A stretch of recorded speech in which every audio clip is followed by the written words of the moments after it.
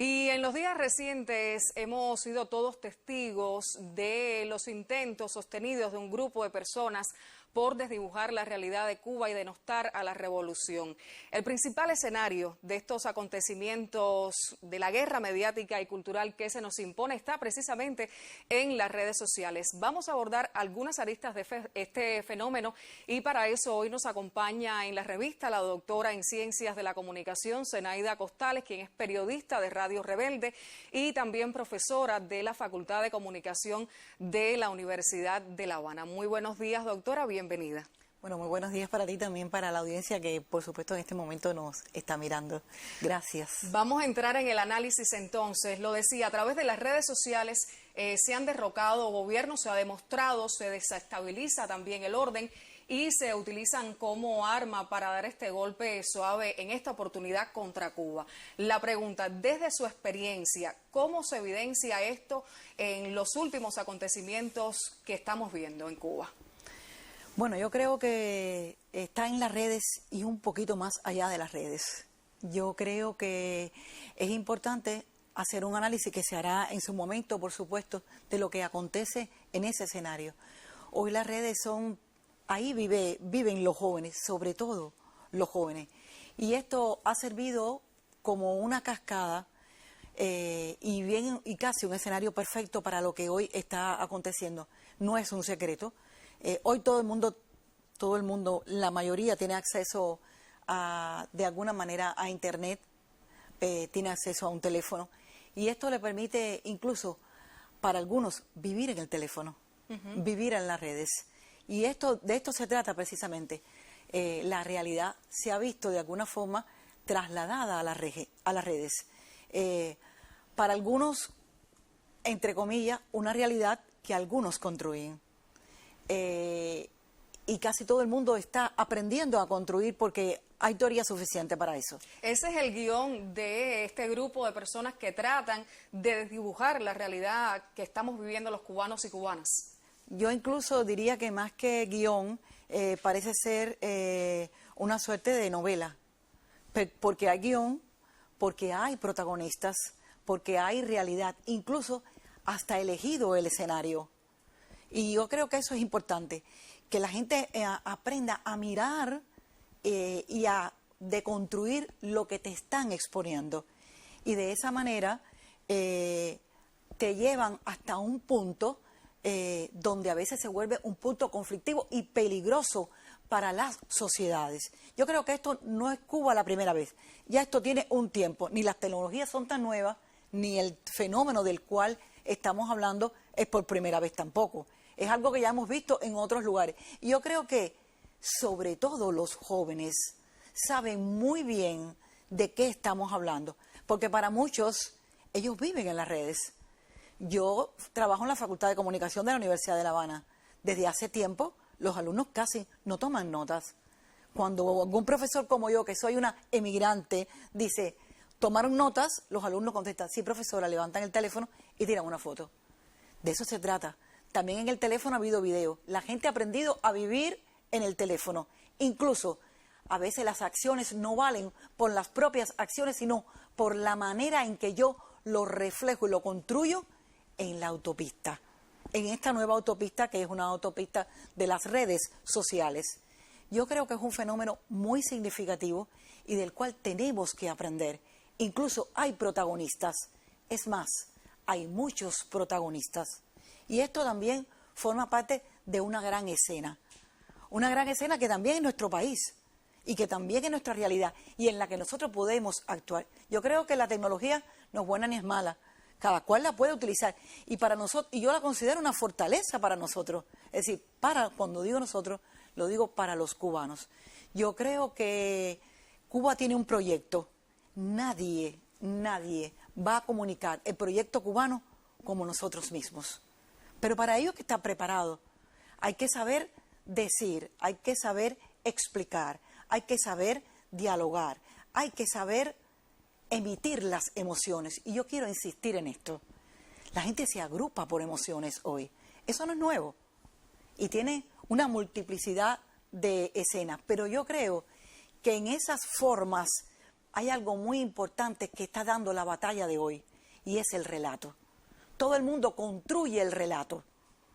Nosotros también tenemos que construir nuestro relato. Y usted, doctora, hacía énfasis en el papel de los jóvenes. Precisamente, ¿constituyen ellos un estandarte en la formación de estos procesos sociales, los que a la vez se convierten en un grupo vulnerable al estar directamente implicados en ellos? Entonces, ¿cómo aprovechar estos tiempos actuales en este fenómeno de una manera positiva? ¿Cómo prepararnos para enfrentar con argumentos, con herramientas, todo lo que se está gestando? Yo creo que hay que estudiar, yo creo que hay que leer a los teóricos, pero yo creo también que hay que... Estamos conectados. Por supuesto, estamos conectados. Yo creo que también lo fundamental es, sobre todo aprender a utilizar esas herramientas. Y los jóvenes yo diría que son los dueños, pero los jóvenes no solo están, yo quiero decir algo, los jóvenes no solo están en las redes, los jóvenes también son parte de nuestra realidad. ¿Quién ha estado en un centro de confinamiento a propósito de la COVID-19? ¿Quién está en un centro científico? ¿Quién está en la Universidad de La Habana? ¿Quién se levanta temprano y puede también ayudarnos en el campo? Son también jóvenes. Yo no quiero situar a nuestros jóvenes solo en las redes.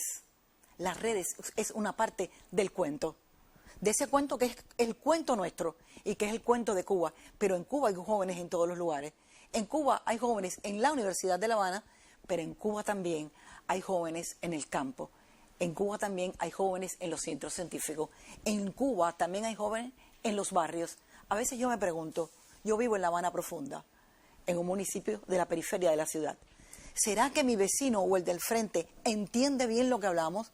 ¿Será que ellos están conectados con lo que está pasando? ¿O eso es otra cosa que no depende de ellos? Cuando yo tengo una resistencia dura de país que hay que respetar, porque es una resistencia de consenso, porque es una resistencia digna. ¿Qué pasa? ¿Por qué? Que pasa también por mis emociones, por algo que me enseñaron a través de los tiempos.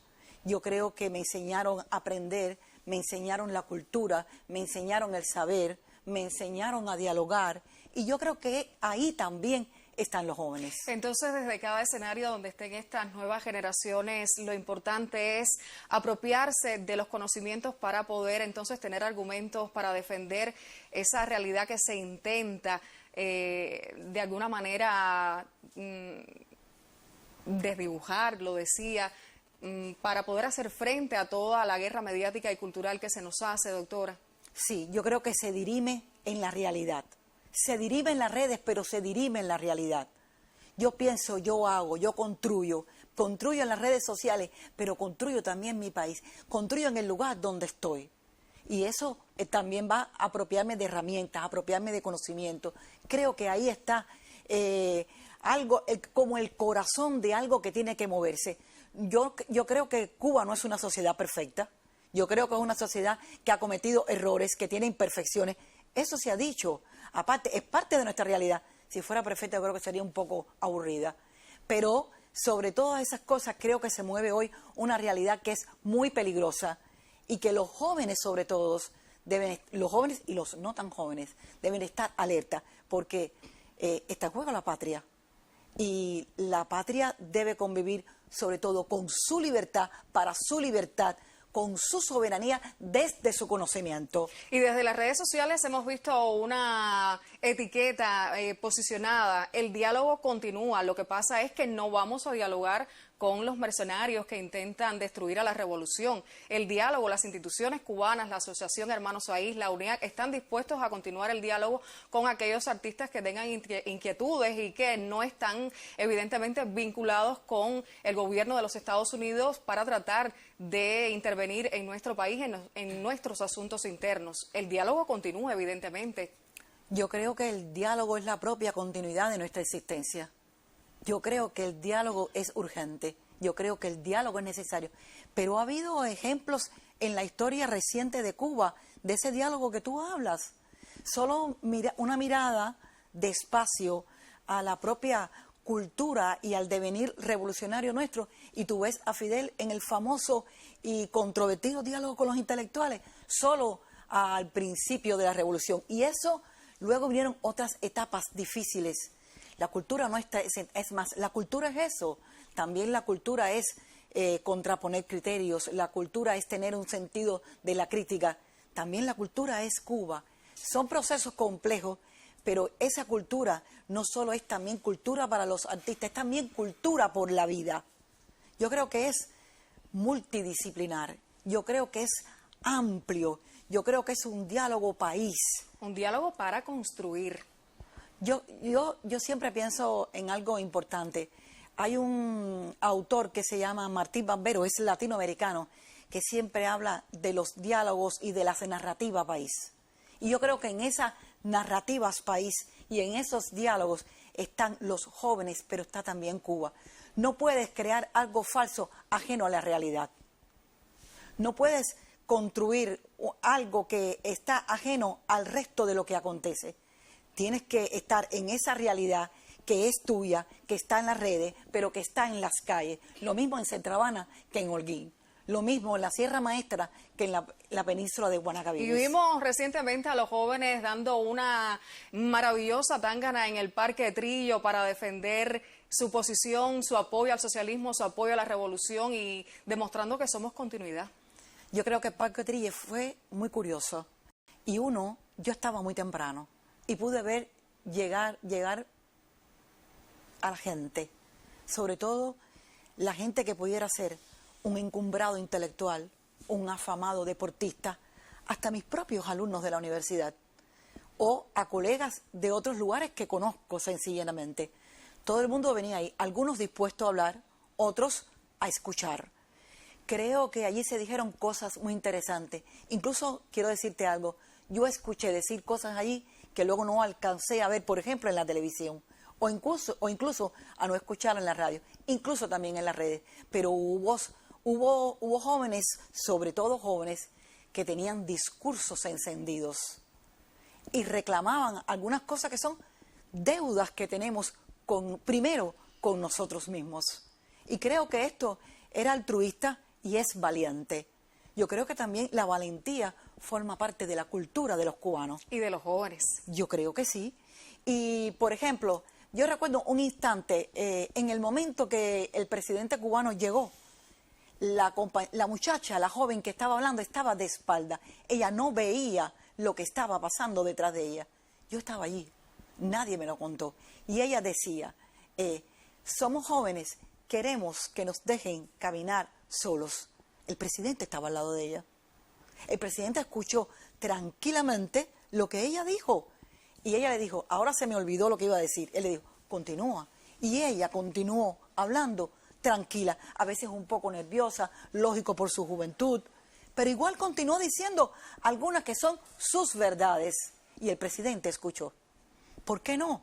Pero otros jóvenes que también hablaron, le precedieron a ella en la palabra, hablaban para la gente de los balcones que dan al centro del Parque Trillo, que es un parque bien céntrico en la ciudad de La Habana, que la gente conoce muy bien. O sea, las narrativas que allí se dijeron se apegaban a la realidad de cada uno de los jóvenes que allí hablaban. Y yo creo que había que escuchar a esos jóvenes. Y esos jóvenes que le parece que todo está bien, no. Claro, jóvenes que creen que Cuba es perfecta, no. Jóvenes que creen que podemos ser también mejores, que hace falta un diálogo, que hay que tener una mejor manera de coordinar las instituciones con a veces los sonidos populares. Digo sonido porque soy de la radio. Yo creo que eso es un camino que hay que construir en las redes y fuera de las redes. Yo le agradezco muchísimo, doctora, por esta posibilidad de analizar una arista importante que mueve la agenda mediática de nuestro país a propósito de los recientes intentos que hemos visto a través de las redes sociales por desdibujar la realidad de nuestro país y tratar de denostar a la revolución. Muchísimas gracias y nos veremos por ahí, nos veremos más adelante en los pasillos en Radio Rebelde, aquí mismo en los estudios de Canal Caribe. Gracias y muy buenos días. Muchas gracias para ti.